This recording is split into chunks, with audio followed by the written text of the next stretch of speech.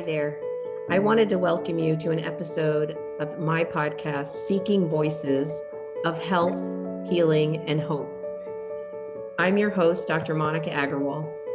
I'm a preventive cardiologist who focuses on nutrition and lifestyle to heal illness, but I also have a chronic illness. And at the time of my diagnosis, I was told I had advanced form of rheumatoid arthritis.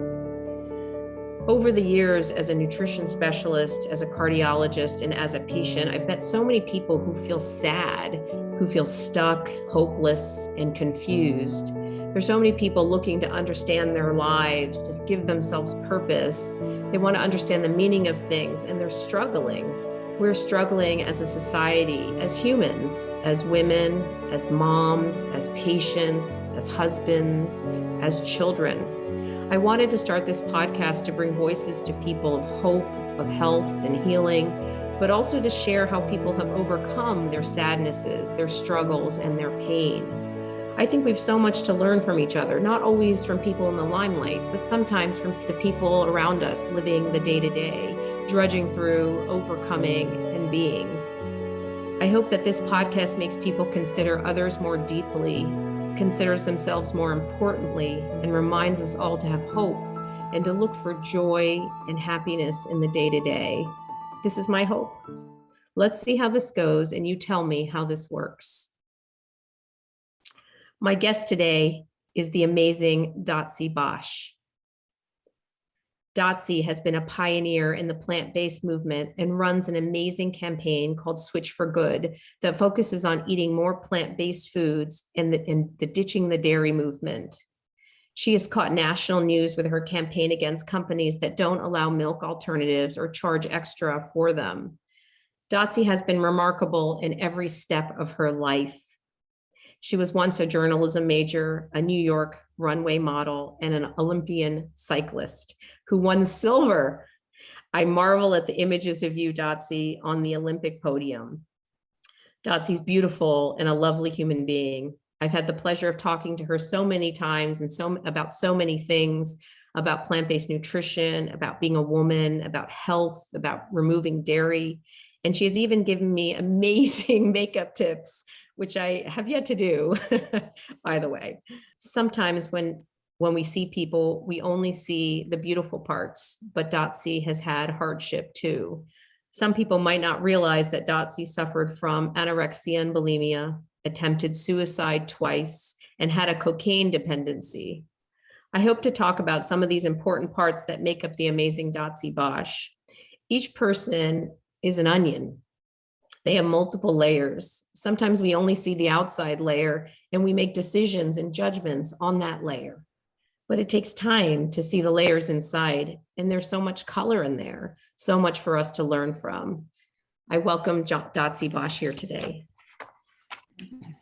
There she is. Yay! Hey, I'm misty-eyed, not from your intro of me, from your intro of your new show, your new podcast. And I'm really grateful that you're here on this planet at this time when we need this most. So thank you. And I'm going to try to not cry throughout the whole interview because I'm so inspired by you. Great job. And welcome to the podcast world. You're amazing. Okay. So let's get started here, Dotsie. I agree. I will tell you, you are the same inspiration for me, truly. So thank you for that. And here we go. So Dotsie, I'm so happy to have you here, join us here today. It's a real honor and pleasure to have you. I am a loose kind of gal. That sounded bad, but that's true. I like it. I like to just sort of have a conversation, but the things that I'm really interested in talking to you about come from sort of asking those questions about, what sort of that stuff that you think about when you're not on a podcast, and maybe that makes it hard. But, one of the things I wanted to start with is maybe how do you describe yourself? Who do you see yourself as? And we'll go from there. Yeah.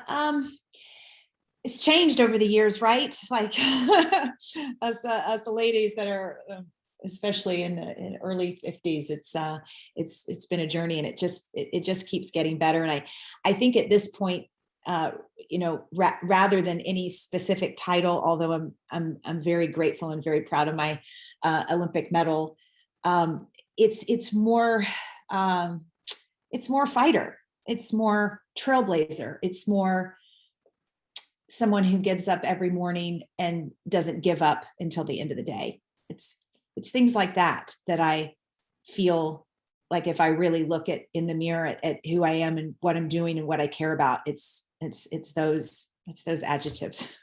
Well, I like those adjectives. I like them so much because they really, you've been through a lot, and nobody would know that about you because, we see the you today, and we don't see a lot of that stuff that happened to you that made you into this fighter and made you this strong, powerful woman that you are. And I think that that's the story that is, if you didn't go through that, right? If you haven't had those experiences, you wouldn't probably be in the position you are today. Who knows where you would have been? And maybe you would have been a journalist, or maybe you would have been a model, but there's so many things you could have been. And it's just neat to see how you've evolved and changed. And that's neat. I like that. What would you say are the things that you at Dotsie in your early 50s, as you said, what would you say are the things that make you happy and give you joy? My rescue pups. I keep telling my husband I am going to just quit everything and start a dog walking business, because I feel the most alive and the most calm and the most at peace when I am hiking with my most recent rescue dog, because the other ones are very, very old, so they can't go on too many hikes. I have a new one that I've had about a year. Her name's Chula, and she is such an athlete, and it's such a joy to watch her open up and explore the world and not be afraid anymore. Well, that's a neat thing to say, because I have two rescue pups as well. And one of them is a dumpster dog. She was literally found in a dumpster. Now, 2.5 years later, she's still so afraid of other people. If you walk at her too quickly, she runs away. And she's not the dog when the doorbell rings that she will come to the door. She stands at the top of the stairs and watches and decides, well, I'm not sure that I feel comfortable. And I just think it's interesting that I've actually struggled with getting her to open up. And so it's neat. That's a neat comment to say that you've enjoyed watching the dog open up. I love that. Yeah, so much. They're such unique beings, just like we are. And I remember talking to the wonderful human that started Beagle Freedom Project, and they rescued the beagles from testing in labs. And he has 2 of the beagles, and they came from the exact same lab. So they had this exact same things done to them. And one of his beagles, he said, within 24 hours, she was on his bed, on her back, tummy up, legs in the air, like, I've made it. And he said the other one, because he had them at that point when I spoke to him for about 2 years, the other one still won't come out from under the bed. Yeah, they're just so unique. You can have the exact same thing happen to you, and the experience is markedly different. And isn't that so interesting, right? Because that's how it is for us as humans as well, right? And so the trials that we have as when we're young really can sometimes really define us, and it's hard to get over that. And yet then there's the other dog who's like, yeah, baby, like sitting out. I love that. So that brings me to asking you about some of that early stuff, and some of that hard stuff probably to talk about, which is, how did Dotsie Baush of today, how does she see and understand her past and what happened to her? And also, I've heard you give podcasts and TED Talks before, and you'll say, I don't know if there was anything that specifically happened, but I wonder if that's changed since you've been writing your own book and and that about your story. And when you look back, do you see any moments that kind of were your moment in the dumpster, or like the dog that made you go down the path that you did? Or just tell us about that story. A lot of people probably in 2022 don't know, especially all these young women in particular. Yeah. I'd love you to speak to young women and sort of who you are at 50 versus who you were when you were growing up. Yeah, a lot of us have, probably everyone has gone through dark times, and some darker than others. But, I still, even though I'm writing my book and really digging into my history and the darkest days, there still isn't, a single moment or a single scenario that I can track back to, like, this was the impetus, this is what just catapulted me on.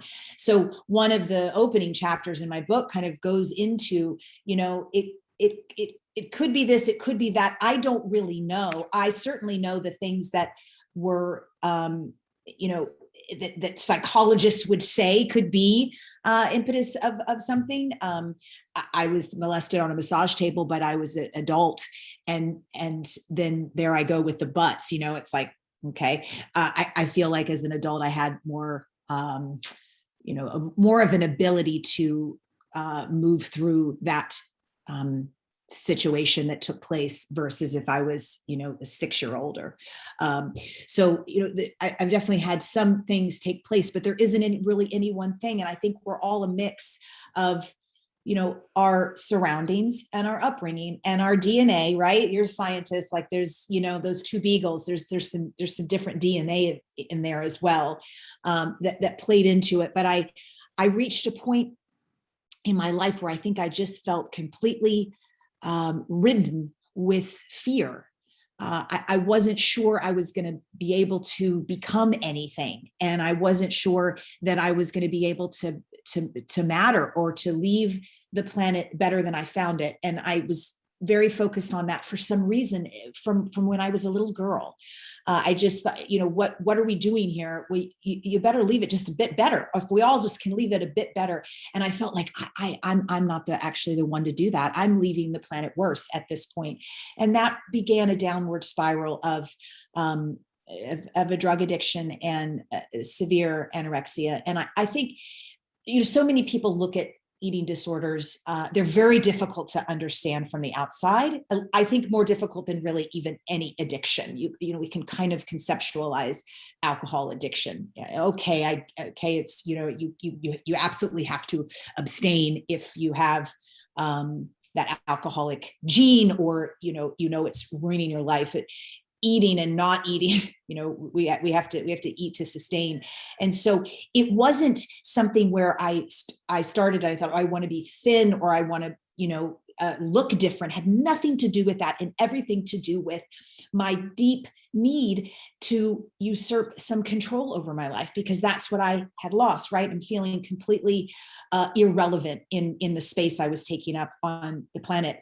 And so I started controlling my food, not even aware that I was controlling my food, to feel some control, because I was desperate to feel control. And I was also, I think, desperate to create some certainty in my life. And some of the chapters in my book, now that I'm unraveling, are dealing with certainty and seeking comfort are complete false gods. And that we have to release control, because it's just an illusion anyway. We have control over very, very, very little. So it was just that. And unfortunately, with the type of person that I am, extremely driven in type A, it spun out of control really fast in some really scary ways. Thank you for sharing that. Do you think that it was because your parents had high expectations of you? Like, where does expectation come from? I will tell you that I grew up in a house where my dad said that when I came home with a 96%, he would say, well, where are the other 4 points? And so is it that our parents are expecting so much, and then that's why we do? Or is it because where does that expectation come from? Is it from society? And is it that, because I have 2 girls, I have a son and I have 2 girls, and I wonder about social media, like, does that play the role? What is it that makes us want, number one, to expect so much from ourselves? Like you said, and you made a comment actually also that I wanted to say, which we can come to later, but you said it's almost like I should have had more control over a molestation event in my 20s. But is that really true? That's expecting so much again of yourself. Like should in your 20s or in your old as an adult and you had that episode, I'm not sure that we're ever ready to handle that kind of experience. And so what is it that makes you or makes all of us expect so much from ourselves? Like, why is that? Yeah, well, I think it's you know it's very unique to each person. I think it's different for all of us, and I think there can obviously 100%. I've had so many conversations with people who a lot of it came from that very rigid, high expectation environment that they grew up in. For me, I'm kind of my own checkmate. I had parents that didn't let me get away with anything. They always knew when I was up to something or I wasn't being honest, but they didn't have, unrealistic expectations really at all. They always, I tried out for a play, Hello Dolly. I'd been doing drama the whole, my whole adolescence, and it was in 8th grade. I tried out, I got the part, and I decided I didn't want to actually do it because I didn't want to memorize the lines. And my parents were the parents that I sat them down and said, I'm not going to do it. I'm just going to give it to somebody else. And they said, that's adorable. No, you are going to do it. You are going to memorize all the lines. There were a lot of girls that tried out that want that. And this is not how you're going to deal with this. And it scared me to death. They were dead serious. And I learned all those lines and I did that play. So they were like that kind of parents. My mom was that mom who said to me constantly, you can do anything you set your heart to. Now, there's lots of moms that say that. There's lots of moms that don't say that. She said it to my sister too. And the funny part is, when my sister and I chat about that, I, for some reason, just hook, line, and sinker believed my mom. I was like, oh, well, that's cool. I just believed her every time she said it. And every time she said it, it just bred more belief in my spirit, in my heart. My sister, on the other hand, said, I thought she was full of shit. Like anything I want? No, I can't. My sister has a real logical head and is quite successful in business because of it. But for some reason, I just remember, from 0 to 15, just her saying that and me really believing it. So I think it was because I could do anything I wanted. I put all the expectations on myself, and we do that. They can come from outside situations and scenarios and people, or they can come from within. And I started being really hard on myself at a really young age. Yes, I think that you're right. I do think that we all respond to things differently. And I'm like you, I would have believed like you, like, oh, my mom said this, then I must be able to do this. And I can see how that, I also would internalize that and think, oh gosh, like I have to do all of these things because I can do anything I want. And then it would be a cycle in my head. So I get that. And I actually totally get that. And so I can see that being almost too much for someone, especially who really takes things so literally, like myself and maybe you, who would be like, oh my God, I really have to do that. It's so interesting. So how did it start for you? Like, what do you remember of the starting? Like, when did it start as like abruptly, or one day you just started slowly cutting things out, or how did that work? The latter. The anorexia was something that just grew. It became its own entity, really, inside of me. I named her. It was an alter ego, and became. But in the beginning, yes, it was literally just my desperation for having some control over my life. And so I was just restricting. And all that happened in the beginning was I would get a bit of a high off of knowing that I won. And that would be restricting. That would be not eating a meal, or eating, lettuce and coffee and a muffin. Just had a whole muffin thing because I knew exactly how many calories were in them. But it started quite slow, picked up steam very quickly. But it was, I would say, 3 or 4 months of of just not, I was not even really recognizing that I was doing it. I wasn't cognizant of it. And then it became like, oh, this is, what am I doing? But I didn't label it as anything for a very long time. And I was very dismissive of anyone that said it seems to be there's a real problem arising. And the drugs came in, in that route to being, full-blown anorexic and very, very dangerously low, with a very low blood pressure and a very low heart rate. And they really just fueled the control. They fueled the desire. They helped me stay, not hungry, because as it progressed, right, eventually, it's very addictive and it's very intoxicating. There is literally mechanisms within our body, which well, for survival. So when you're starving yourself, there comes a time when you're actively doing it on a daily basis, where a euphoria hits, I believe, so that when we were out in the wild, we didn't have access to food, maybe in the winter, it wouldn't be such a struggle. It wouldn't be so much suffering, right? There's a euphoria that I would hit, almost a drug-like euphoria, if I could restrict enough. And then I became addicted to that feeling. And then the drugs came in, because they also gave me that. And they helped me to numb out from some of my real feelings that were kind of starting to pop up into my life. What did you used to say to people when they would say to you that you had a problem? Or what would they say to you, and how would you respond?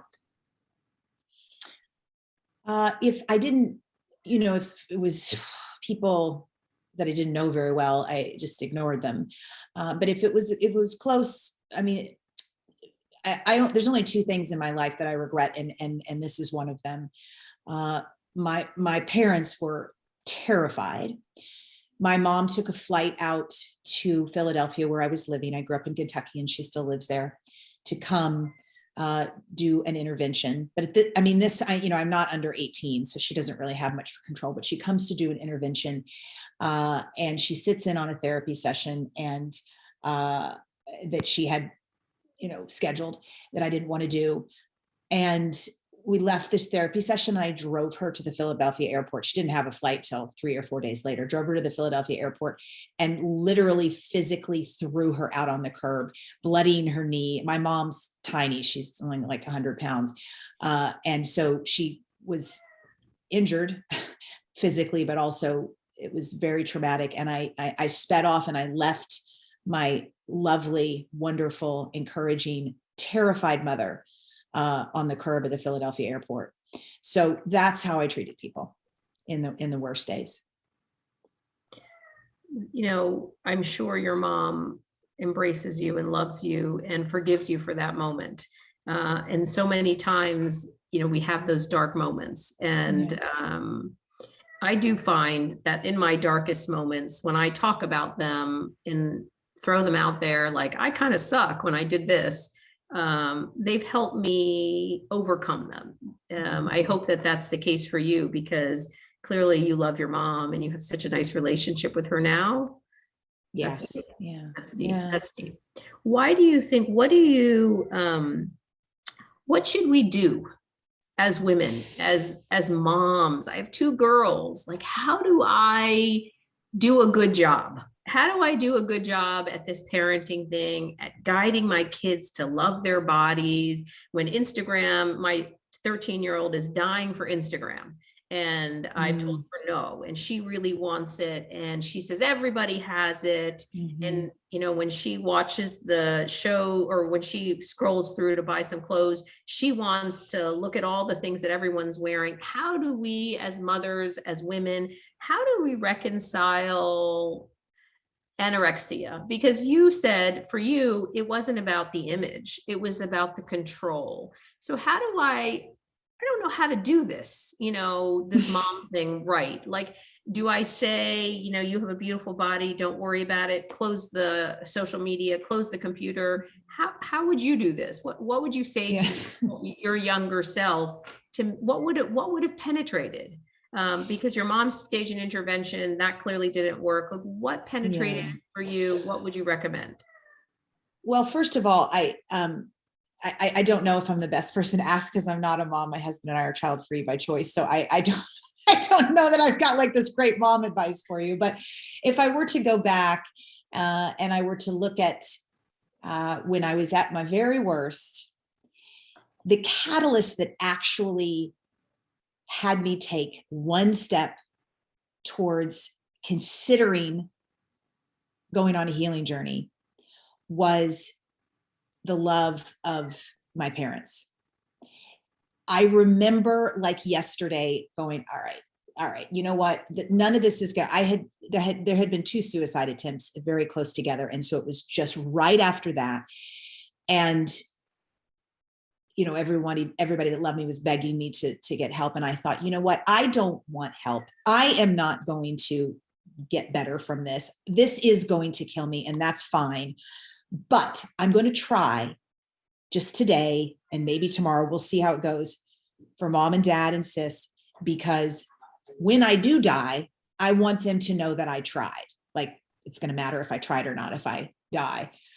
So the point of that is, with your daughter, and I still mentor folks who have eating disorders. They're usually young women, and even parents that are like, what is happening? What is this? I don't, you know, it's parents, just poor things, when, you know, their daughter's 12, 13, 14, 15, they just don't understand at all any of it. And they're just like, please just eat something. But what saved me was their love. So parents want so badly to say, please don't do this. Stop doing this. Just eat a cheeseburger. Just, you know, and I tell them all the time, it's not a magic potion. Love them hard through this. And I mean hard, with every bit of you, because that's what they need. They might have an eating disorder. They might get worse. They might get better. They might die of it. I mean, there's only 3 ways out of an eating disorder. It's healing, it's another eating disorder, or it's death. I mean, those are the options. And so they're going to go on the journey they're going to go on, right? They're their own person. They're their own human. So just love the hell out of them. And that's helped so many parents go, oh my God, you know, this is the only thing that I can do, that I actually have some control over, to give them. And it opens up conversations with teenagers, young female teenagers that are 15, 16, 17, and their fathers, more than anything, if you want to call love a thing, than they've ever had happen before, because the fathers tend to be very regimented, very much like, you're doing this therapy. And for some reason, that's my experience with the mentorship, that it's the dads that are like, no, do this and this, because they don't know what to do. And they're just so desperate. Want to fix, So it's that right now, right? She knows you don't want her on Instagram. It's a crappy place to spend time. But it's the sign of the times, you know, so it's at some point you're going to fold, maybe when she's 16, and, you know, it's just going to be like, you're not going to be able to get away from it. Or tomorrow. Yeah, right. My sister, just with her 14-year-old son, she's just like, oh my gosh. And our generation is just like, this is the stupidest thing that, you know, go outside, go run around the block, fight, you know, but it just seems to be, it is what it is. So she knows she's got that strong base, and that so much love, and that system of support, then that's all you can do. That's all she needs, really, too, from you. So I appreciate your comments so much about this process and what you went through, because I do think that most of us have no clue how, like, we kind of just hope that we have, you know, the dog, you know, we just don't know what we're going to get, right? Like, there's 2 dogs, and one, you said, you know, was happy and is on his back, and the other one is not. And, you know, and you kind of don't know. And all you can do is the best advice, which is just love them, show them that you're there, show them that you love them, and keep trying.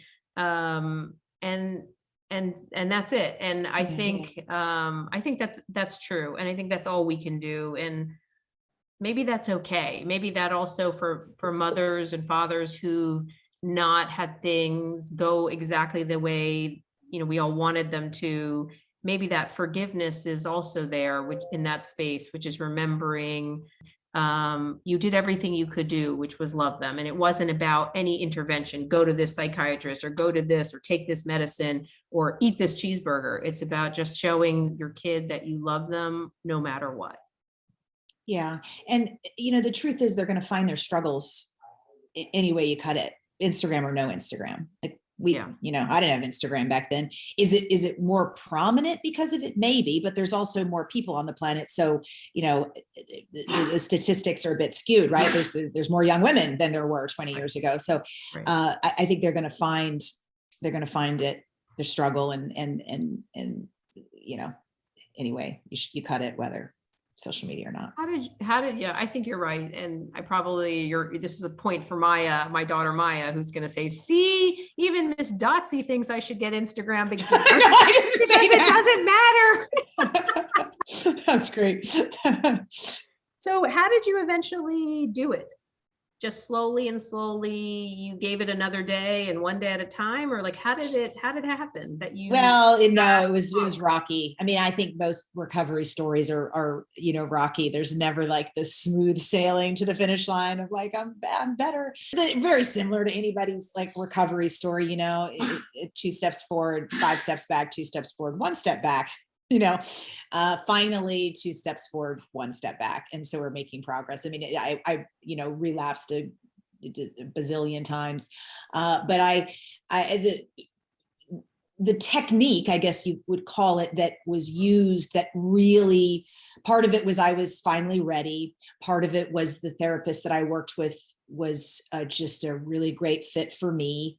And the techniques or the tactics that she used just sung to my humanness, my personality, how I liked to do things. And the main difference, a couple of differences between her and the other therapists that I had seen, because I had seen multiple different ones for a while, and all of them felt very judgy to me. They all had their like yellow legal pad, and they were writing a whole ton of stuff down, and I didn't really feel like they were listening, and it pissed me off because I was like, you're a doctor. If you're so smart, then you don't have to write all this down. That was like my thinking back then, like, put your pen down and listen and try and memorize, because you're getting paid for that. And it was a lot of wanting to go back to childhood, but I was very sick. And so I had this desire, it's like, can we work on this? And then maybe in 6 months, we'll talk about my childhood. Well, I found my partner in crime, my therapist, in a little teeny tiny like newspaper ad in the LA Weekly, which is a free weekly paper in Los Angeles. And it said that she was going to speak on fear in the basement of a Borders bookstore. And something drew me there. And I went and listened to her and just went up to her afterwards and said, it wasn't on eating disorders. It was just on general fear. But asked her, I just connected and I said, could you help me? I'm really, really sick. And so her methods were very much action oriented. She took that approach. If you're sick now, let's dive in, let's get you better. And we can go back at any point and understand the connectivity from different periods of time in your life, but that's not really relevant right now. It's like, thank you. I've been saying that. And so she had a meditation therapy approach that we would, I was deeply suffering at the time. I was very, very sick. The anorexia had turned into bulimia, which is typical. Like I said, you get well, you go into another eating disorder, or you die. Those are the options. So I went into another eating disorder. And so she would, we'd have a session, she would sit with me and I would close my eyes and I had to locate, she would ask me to locate the area of the pain in my body that I was in, the size of it, the color of it, the temperature of it. And I had to feel that pain, that angst, that misery, that suffering, that self-beratement. And I had to, put all of these adjectives to it and describe it. And so that I hadn't felt anything for probably 6 years. I mean, nothing. I was just, I obviously was also struggling from mental illness and depression through that. So I had no feelings. I had no connectivity. My head brain, my heart brain, my gut brain, they were living totally separate existences and lives. So she started to bring those together. And then she had me go get little blue dot stickers like you would get like at the drugstore that, are in the office supply aisle. And I had to place these blue dots on trigger areas in my apartment. So as you can imagine, it might be the refrigerator, it might be the toilet. And when I saw a blue dot, let's say I'm going about my day, I saw a blue dot, I had to do an exercise, sit down, locate the pain, name it, color it, temperature, and then I could go ahead with my binge or purge. But I just had to do that first. Well, that was like, oh, sister, you and I are going to get along great. I can do this work that I'm, because at this point, remember, I'm just doing it. I'm not really thinking I'm going to get better, but I'm like doing it for my family. But I can still practice my eating disorder. Yes, please. You are my woman. Well, as you can imagine, over time, I got pretty skilled at it. And finally, one day I saw the blue dot, I sat down, I did the meditation, I found the pain, I named it, colored it, all of those things. And I opened my eyes and I was like, I don't need to throw up. And I went out for a walk and then it just went from there. So she was, and she's the one that suggested I buy a bike. So I owe her a lot. It's so beautiful and so amazing the way she did that, right? Like she allowed you to do what you had to do. And she just said, well, just do this beforehand. And so she gave you this like sort of healing device without you even, you appreciated that it was there, but it didn't, you were able to compartmentalize it. And what a beautiful way to teach somebody to sort of acknowledge their pain, acknowledge who they are, acknowledge their need to do something or be a certain way. I mean, wow, what a neat person. Yeah. She's pretty special. And she's very humble. I've been trying to get her to come on our podcast for 2 years and haven't been successful yet. So she's pretty extraordinary and still practicing, thank goodness, helping so many others. Helping others. That's amazing. Yeah. I mean, do you feel now do you have moments that you still need those techniques? I imagine you do, like all of us do, or do you have those dark moments, and how do you deal with them? Oh, for sure. Yes, I would say her techniques are incredible. They're kind of like locked into my being at this point. It's just a bit how I operate when things get uglier, is just to come back to center and come back to connectivity and release control and release the desire for certainty and comfort. And it's just I guess I've just gotten, like you do when you condition something, just that athlete part of me is, if I've really trained something and condition it, I can call on it at the drop of a hat. So that has become that way to some degree, where I can lean on. Yes, I love that because, in my clinic, I do a lot of meditation with patients, and people will say, well, I'll try it here, or I'll do a few minutes.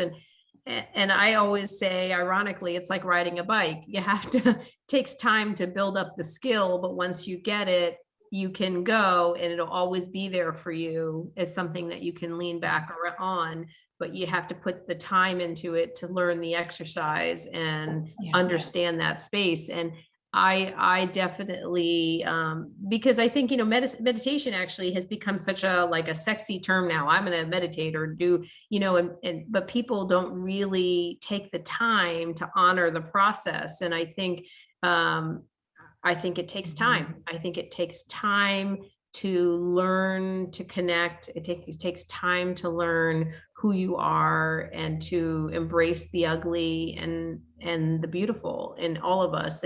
but I do think it is something, how beautifully you said it, is that something you can always go back to and rely on, because and you always have that there for yourself. How nice that is for you. And I think all of us Yeah. need that, don't we? Like, we all need something that we can lean on, because in my clinic, and I mentioned that early on, is I see a lot of sadness. I see people cry and feel they're in a rut, and they just, there's lacking in hope. And so I wonder, I often think about this question about how to bring people that, how to have people channel that joy and find that sort of part and embrace themselves. I had a woman the other day who came in to work with me on weight loss, and I asked her to look in the mirror at herself, and she didn't want to.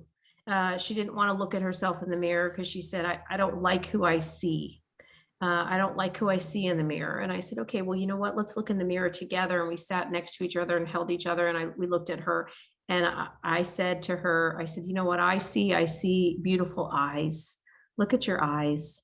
Look at the way that your eyelids are. Look at the way your lashes are. And it was like a 20-minute process to get her to look at herself in the mirror and appreciate her beauty.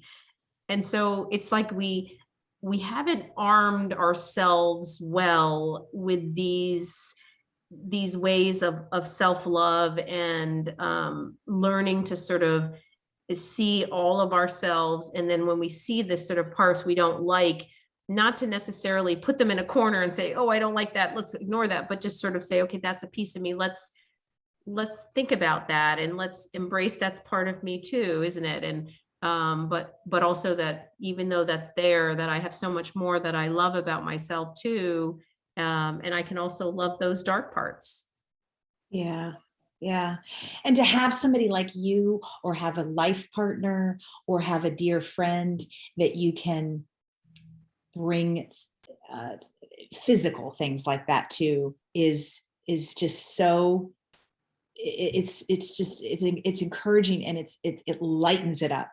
And my person is my husband. As we age, is just, it just shits and giggles all the time. Like, what is happening to my ass? Why is it doing that? I mean, is it me? Or, and he's doing, oh, the gray and what, and it's just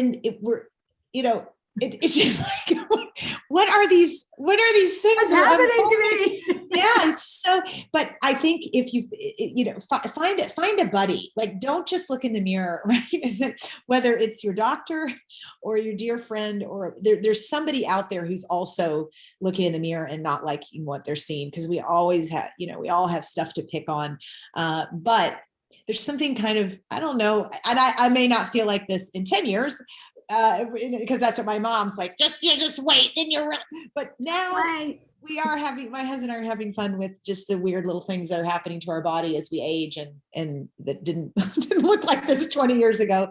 And if he laughs and I laugh, and, because really at the end of the day, I mean, we can't do anything about it. So let's just be in it together. And here we are, gray and saggy. Oh, well. Look, I've had massive chest, and I had 3 babies, and I nursed them, and I look at the way they sag now, and I'm like, what happened? And my husband says to me, he's like, well, at least, you're leaving a little extra space on top. See, I mean, yeah, exactly. You're like, right, because I need extra space on top or whatever. I don't know, but shoot. I think that that's true. I do think, I guess the thing that and I don't mean to come back to social media, because it's not even about social media. It's about that outside. Like, we always think that people have it so good and they're so great and their life is so good, until you get to know them, isn't it? Like, everybody's got something, and no one has this perfect life. And and you need these people in your life who can know you and help you with the imperfections, and help you embrace your own imperfections. And I think that that's very true, having a person, and to also remember that we are all imperfect beings, and none of us doesn't have a saggy tush after a while, or breasts that are falling down, or has babies and can't hold their urine, or their muscles don't hurt, or their spine doesn't hurt, or doesn't have anxiety. I mean, we all have some of these symptoms and feelings, and COVID in particular has brought so much of that out, right? And with suicide rates being high and depression rates being so high, and I think that so much of the time it's about finding people that can see you for who you are, help you embrace who you are, and not to be afraid of that person. Yeah. So let me switch topics to that's something really happy. well said. Yeah, let me switch topics to something happy. So Okay. which frankly, it's all happy to me, because your story is so beautiful and so full of hope. And even though there's sadness in it, there's so much redemption, almost like you've been through so much, and you've risen from it. And I think that's a fabulous. And so even though there's sadness, it's like a good cry, like it's a cry, you cried because of sadness, but you're also now happy, right? Because you've had so much happiness too. And I certainly like a good cry. So tell me about what this badass Olympian I know, who decides to pick up a bike. Like, who does that? Who picks up a bike and says, oh yeah, I'm going to just try to be really good at riding bikes now. And that's what I'm going to do. How does that happen? Yeah. Well, it didn't start that way. So Riv was literally my therapist as we were 2 years into our work together, and I was living out in Los Angeles, and it's sunny most of the time. And she said, I want you to pick like some kind of,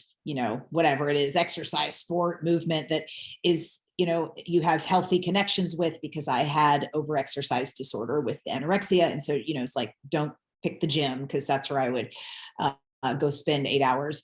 And so I thought, well, I said, maybe I could get a bike, because I was living in Venice. So I thought, oh my gosh, that would be so cool to ride up PCH, and it's so beautiful, in the sea and the mountains. I was just enamored by Los Angeles from the second I got there. I grew up in Kentucky. So, and I'm a Pisces, so I just need to be near the water. And I just thought, oh, this will be perfect. I can really, see more than if I was running or walking. Like, it just seemed like two wheels made sense, quite literally, just for the joy of the wind in my face, and no more. And I'm not even kidding. And I didn't even want to be good, or think I would be good, or desire to be good. I mean, there's nothing there. It was just freedom of movement. It really was. So she said, I love it. I love that idea. Go get a bike. That's okay. So, I mean, it was, obviously a journey. It was, 16 years later, the Olympic podium, but it was certainly something that I started doing, and I fell in love with it very quickly. And I just wanted more. Like, when you fall in love with something, you want more of it. And I just kept going, oh gosh, I want to do something more. And they still have rides from San Francisco to Los Angeles that raise money for AIDS and AIDS research. And so I saw a flyer for that in a bike shop, 700 miles, that they don't take a direct route. And it's over a week, and you camp at night, and it's a charity. Right? And I thought, oh, I'll do something on the bike that's like, that I can give back, because I had to raise money to be able to do it. And so that was 1998. And so I did that, which was like a year. I'd been kind of riding, no, not even a year, like 9 months. I'd just been riding up and down PCH by myself. And I did that charity ride, and I was, I guess, just kind of, somewhat strong, and was finding myself in the, the front couple groups with mostly men. And we ended the ride, and we'd become tight, because we'd been 700 miles together. And a couple of them said, have you thought about trying a race? Because I think there might be some talent there. I mean, this isn't normal that you've just been riding for some months. And I was like, well, how do I race? Like, where would I find a race? So anyway, I took their advice, and then, the rest is history. But it was just out of love for it in the beginning. And I still, I mean, I loved it all the way through, not consistently all the way through, but I loved the bike, pretty much through the whole journey. I mean, it's the best moments of our lives that come in these unpredictable ways, right? It often makes me reflect, because when I was 20, I would say stuff like, if you could just show me the path, I just need to know like how it goes. Then I'll know what to do. And, when 20 years later, I can say there more than 20 years, but I can say to myself, well, gosh, none of the things that I had planned or thought were going to be on this path are on this path. Like I totally did it very differently. And it was these moments of whimsical desire, or you just went with a passion that end up becoming sort of this foray into, look at you. It's just so cool. And somebody gave me this advice once, and they said it was beautiful. And I said something like that. I wish I knew what the road looked like. And so I knew what I was supposed to do so I could get to the end. And they said, well, Monica, you don't have to know what the whole road looks like. You just need to know what the piece looks like in front of you. And if you know what the piece looks like in front of you, then that's all you need to focus on. And then the rest of the road will unveil itself. And then they went on to say, it doesn't matter. And in fact, if you knew what the road looked like, you might not even take it, because you would see all the hardships or the ups and the downs, and you may not take that path, and it would then change your course. So just focus on that piece right in front of you. And I think that that's sort of what you've done, is like you said, well, okay, well, how do I like cycling? Let's do that. Oh, well, a race, that's a good idea. Okay, let's take that. Let's do the race. And sort of one thing leads to another. And there you are on the Olympic podium, which is such a beautiful story. There's so much like in that you're very much like my husband. I call him the crystal ball guy, because every decision he makes, it's like he needs to see the road and like where it ends. And I am literally the exact opposite, to the point where when I started the nonprofit Switch for Good, we're like 6 months in, and people that work here are like, what's the 5-year plan? What's the 10-year plan? And I'm like, you're like, I still don't know. But it's because it's like, we can sit around all day and draw out a 5-year plan. And by the end of the year, we will have done no work, and then we will have no funders. And then there is no 5-year plan. So let's dig in, let's dive in. Let's see what we're good at. Let's see how we can affect the world. Let's how we see we can, I still struggle with that. Like, let's look 3 years out. I don't even know what's going to be even happening in so many levels in that. So I think there is so much to be said for just being in it. Focusing on the road right in front of you, that one piece. I love that. I think that I need to do that definitely more. And actually, since I moved to Orlando, I've had to do that a lot more, and just trust the road. And sort of when that anxiety comes up, like, I don't know what's going to be, like, where is this going to take me? I just have to kind of push it away and say, it's okay to be anxious. It's okay. But have faith that I just need to focus on this piece, and that's it. And the rest will unveil itself, and when it's time. And that's certainly what's happening for me as well. And just embracing the process. I don't want to keep you too much longer. I would just like you to give me a little bit about Switch for Good, because it's such a fabulous organization and what you're doing, and the Ditch Dairy movement. Tell us about how I know how you got into it, but I want you to tell our listeners how you got into it a little bit and what your goals are with it. Yeah, well, some things start from passion or joy or desire or talent, and Switch for Good really started off because I was pissed off. That's honestly how it got off the ground, of being an Olympic athlete and training at the Olympic training centers for all those years. And as many people don't know, but some do, the dairy industry is the title sponsor of the U.S. Olympic Committee. So we had this fluid that is not a food group for humans anyway, pushed on us quite heavily throughout that journey. And back then there were not any plant options. The recovery bar was literally whey protein and yogurt and cottage cheese. Nothing more disgusting than that. All over like you could, it was like, here's all of the different cow's breast milk options for, in these different forms that can help you recover, that, and that is the premium recovery. And so when I, made my shift and, sorry, my doggy's sick, and came back into I guess you could say just had my soul shift, we'll just call it that. And I started really looking at what is going on behind closed doors and what, real premium fuel and nutrition is. And I was retired by this point and was volunteering in the plant-based vegan movement. Was just trying to get my feet wet and just help wherever I could. And so I realized that no one was speaking up about this athlete myth that the dairy industry was pumping out, right? Got milk. Milk does a body good, built with chocolate milk. I mean, it's everywhere. They spend millions and millions of dollars, our tax dollars, because it's subsidized by the government, the entire industry, to the tune of about $40 billion a year. So they're feeding us all this and no one's saying anything. And I said to my husband, like, somebody's got to say something about this. It's unbelievable that we're just sitting around taking this in. And he said, well, I think that might be you, because you're probably the only Olympian that's pissed off about this right now. But that wasn't true. There were more. And so that year in 2018, 7 Olympians from 4 different countries got together and put on a PSA on the closing ceremonies of Pyeongchang Olympic Games on NBC, saying, we do not need cow's milk to win medals.